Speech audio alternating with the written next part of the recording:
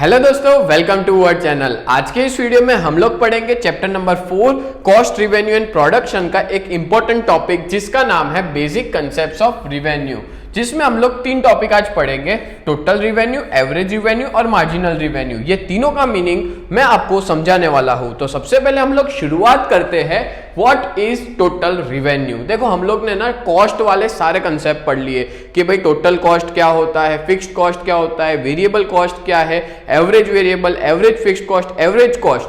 अब बारी आती है रिवेन्यू वाले टॉपिक को पढ़ने की। तो टोटल रिवेन्यू क्या है, तो ध्यान से सुनना सभी लोग। Total income received from selling the unit produce is called total revenue. देखो, बहुत इजी है। जब भी हम लोग ना कोई भी तरह का गुड्स बेचते हैं, क्या कहा, कोई भी तरह का गुड्स बेचते हैं, तो बेचने पे जो भी इनकम जनरेट होती है उसी इनकम को हम लोग क्या कहते हैं, उसी इनकम को हम लोग टोटल रिवेन्यू कहते हैं। आपको पता है टोटल रिवेन्यू ना 2 चीजों पे डिपेंड करता है। वो डिपेंड करता है एक तो क्वांटिटी ऑफ कमोडिटी पे और एक है प्राइस ऑफ कमोडिटी पे। डिटेल में आपको समझाता हूं। देखो, इसकी फॉर्मूला भी क्या है, इसका इक्वेशन भी क्या है, TR equals to Q into P। Q मतलब होता है क्वांटिटी और P मतलब होता है प्राइस। ठीक है, यहाँ पे देके रखा है total revenue, quantity, price of a commodity. यहाँ पे देखो एग्जाम्पल दिया है। एग्जाम्पल को मैं आपको समझाता हूं। फॉर एग्जाम्पल, कोई एक कॉमोडिटी है जिसका नाम है एक्स कॉमोडिटी और उसको बेचा जा रहा है 20 रुपए पर यूनिट, यानी कि 20 रुपए एक गुड्स को बेचा जा रहा है। वैसे कितने गुड्स बेचे जा रहे हैं, 100 यूनिट, यानी कि 100 अलग अलग गुड्स बेचे जा रहे हैं। एक की प्राइस कितनी है, 20 रुपए। तो आपको बता दूं, हमारा जो टोटल रिवेन्यू है, टोटल इनकम कितनी जनरेट होगी, 100 इंटू 20, तो आंसर आएगा 2000। तो देखो, कॉस्ट वाले कंसेप्ट में हमने सारे खर्चे देखे थे, यहां पे हम लोग देख रहे हैं इनकम। ठीक है, तो टोटल रिवेन्यू मतलब टोटल इनकम जो जनरेट कब होगी, जब हम कोई भी गुड्स को बेचेंगे। अब देखो, जब भी कोई गुड्स को बेचेंगे तो जो इनकम होगी उसको ही टोटल रिवेन्यू कहा जाएगा। आगे बात करते हैं, नेक्स्ट कंसेप्ट है एवरेज रिवेन्यू। देखो, एवरेज रिवेन्यू बहुत इजी है। जब हम लोग टोटल रिवेन्यू का एवरेज निकाले तो उसको एवरेज रिवेन्यू कहेंगे। चलो, इसकी फॉर्मूला क्या है, इसका मीनिंग क्या है, तो सबसे पहले देखते हैं।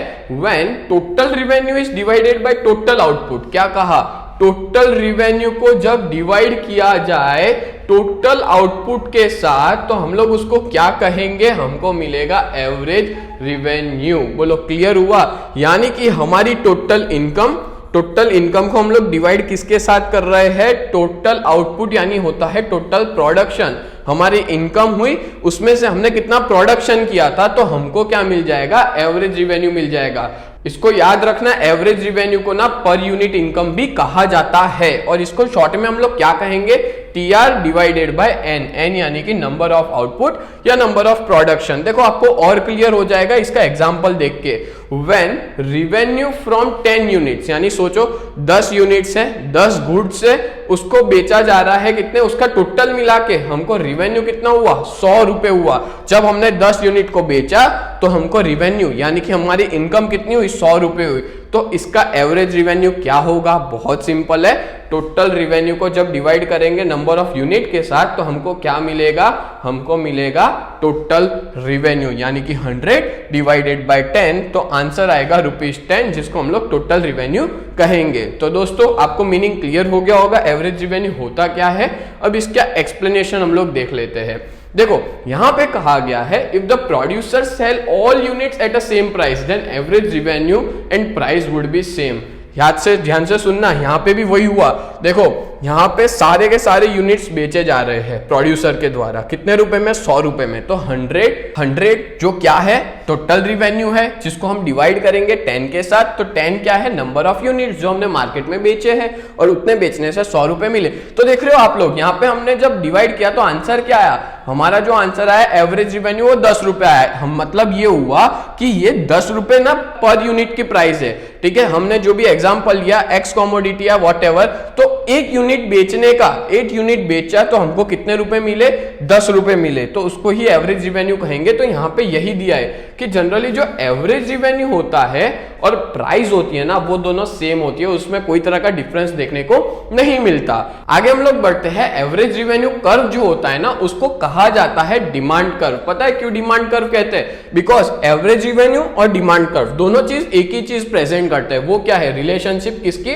प्राइस और डिमांड की। तो जो प्राइस और डिमांड, इन दोनों के बीच में क्या रिलेशनशिप है, वो बताई जाती है एवरेज रिवेन्यू में भी और डिमांड कर्व में भी, इसलिए दोनों एक ही माना जाता है। याद रखना, एवरेज रिवेन्यू कर्व जो होता है, जिसको डिमांड कर्व कहते हैं, वो डिफरेंट होता है डिफरेंट मार्केट में। यानी कि हम बात करें परफेक्ट कंपटीशन या तो इम्परफेक्ट कंपटीशन, ये दोनों मार्केट में अलग अलग तरह का देखने को मिलता है। तो ये था एवरेज रिवेन्यू का एक्सप्लेनेशन। आगे बढ़ते हैं हम लोग मार्जिनल रिवेन्यू पे। मार्जिनल रिवेन्यू यानी क्या? तो ध्यान से सुनना, ये जो मार्जिनल रिवेन्यू का कंसेप्ट है ना, वो बहुत ज्यादा यूजफुल है इक्विलिब्रियम पॉइंट जानने के लिए। कोई भी फर्म होती है ना, वो अपना इक्विलिब्रियम पता लगाती है मार्जिनल रिवेन्यू की वजह से। कैसे समझाता हूं। मार्जिनल रिवेन्यू तो आपको समझ आ गया, एडिशनल रिवेन्यू। बट ये चीज याद रखना, जब कोई भी मार्जिनल रिवेन्यू मार्जिनल कॉस्ट के साथ मैच होता है, दोनों एक जैसे इक्वल हो जाते हैं, तब ये इक्विलिब्रियम पॉइंट बनता है। मार्जिनल रिवेन्यू तो क्लियर। मार्जिनल कॉस्ट क्या होता है? जब हम लोग प्रोडक्शन कर रहे हैं तो एक यूनिट ज्यादा प्रोड्यूस करने पे जो एडिशनल कॉस्ट होती है, एक ज्यादा खर्चा होता है। जैसे फॉर एग्जांपल मैंने 100 पेन बनाई, 100 पेन बनाने का खर्चा हुआ 1000 रुपए। जब मैंने 101 नंबर की पेन बनाई तो मेरा खर्चा हुआ 1010 रुपए। तो वो जो 1010 हुआ ना, तो जो 10 एक्स्ट्रा हुआ उसको ही हम लोग मार्जिनल कॉस्ट कहेंगे जब प्रोडक्शन करते हैं तब। ठीक है, तो ये जो मार्जिनल कॉस्ट और मार्जिनल रिवेन्यू दोनों जब एक पॉइंट पे आके मैच करते हैं ना, उसी पॉइंट को इक्विलिब्रियम पॉइंट कहते हैं। जैसे मान लो ये दो कर्व है, मान लो ये मार्जिनल रिवेन्यू का है और ये मार्जिनल कॉस्ट का है, तो वो दोनों जिस पॉइंट पे आके मैच करेंगे उसको हम लोग इक्विलिब्रियम पॉइंट कहते है। तो ये इक्विलिब्रियम पॉइंट पता लगा करने के लिए बहुत इंपॉर्टेंट कंसेप्ट है। ठीक है, जहां पे मार्जिनल यानी एडिशनल रिवेन्यू और एडिशनल कॉस्ट दोनों एक जैसे होते हैं।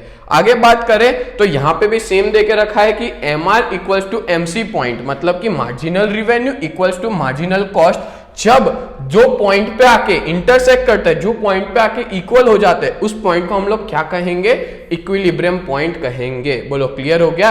अब यहाँ पे भी दोनों मार्केट देके रखे हैं। यहाँ पे दिया है सबसे पहले परफेक्ट कंपटीशन होता है ना, वहां पे कोई भी प्रोड्यूसर क्या करता है? गुड्स को बेचता है। बट आपको पता है परफेक्ट कंपटीशन एक ऐसा मार्केट है जहां पे प्राइस नहीं बदलती, प्राइस सेम रहती है। तो उसको वो कोई कितने भी अमाउंट का गुड्स बेच सकता है, बट उसको एक पर्टिकुलर प्राइस पे ही बेचना पड़ेगा, क्योंकि पूरे मार्केट में सारे के सारे लोग सेम प्राइस पे बेच रहे होते हैं। ठीक है, और अगर मान लो इफ ही सेल्स मोर और less, demand curve will be horizontal to OX axis. यानी कि मैं आपको सिंपल समझाऊं कि ये है X एक्सिस और ये O है और ये है Y एक्सिस।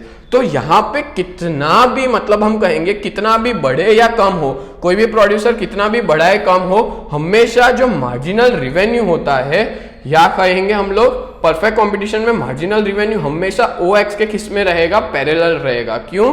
क्योंकि यहाँ पे कोई फर्क नहीं पड़ता कि प्रोड्यूसर कितना बेच रहा है, यहाँ पे बस इतना फर्क पड़ता है कि वो एक पर्टिकुलर प्राइस पे बेचता होना चाहिए। आगे बात करें तो ये था परफेक्ट कंपटीशन के बारे में, ये है इम्परफेक्ट कंपटीशन के बारे में। यहाँ पे जो डिमांड कर्व होता है ना, वो नेगेटिव स्लोप में होता है। देखो यहाँ पे X एक्सिस OX के साथ पैरेलल में था और यहाँ पे क्या होगा? नेगेटिव, यानी कि ऊपर से नीचे जाता होगा। यहाँ पे मैं बता देता हूँ, फॉर एग्जाम्पल ये X एक्सिस, ये 0 और ये Y एक्सिस। ये मैंने जो एग्जाम्पल दिया था वो किसका था? परफेक्ट कंपटीशन का था। ठीक है, यानी कि ऐसा मार्केट जहां पे सब लोग सेम प्राइस पे बेचते हो और जहां पे कंपटीशन बहुत ज्यादा परफेक्ट हो। अब ये जो एग्जांपल दे रहा हूं वो मैं दे रहा हूं इम्परफेक्ट कंपटीशन का, जहां पे इस मार्केट में सब लोग अलग अलग प्राइस पे बेचते हैं। तो इसका जो स्लोप होता है ना, वो नेगेटिव होता है, मतलब कि flows from upward to downward. Negative slope माना जाता है क्योंकि यहाँ पे प्रोड्यूसर जो है वो ज्यादा कमोडिटी बेचने के लिए वो अपनी प्राइस को रिड्यूस करता है, जबकि परफेक्ट कंपटीशन में वो कितना भी ज्यादा बेचे या कितना भी ज्यादा कम करे, उसकी प्राइस तो सेम रहती है, इसलिए ये हॉरिजॉन्टल होता है। बोलो क्लियर हो गया? सभी लोग को समझ में आया? तो ये था हमारा मार्जिनल रिवेन्यू का कंसेप्ट। तो ऐसे ही वीडियोस देखने के लिए आप लोग हमारे चैनल को सब्सक्राइब करें। मिलते हैं नेक्स्ट वीडियो में, तब तक के लिए bye and thank you so much.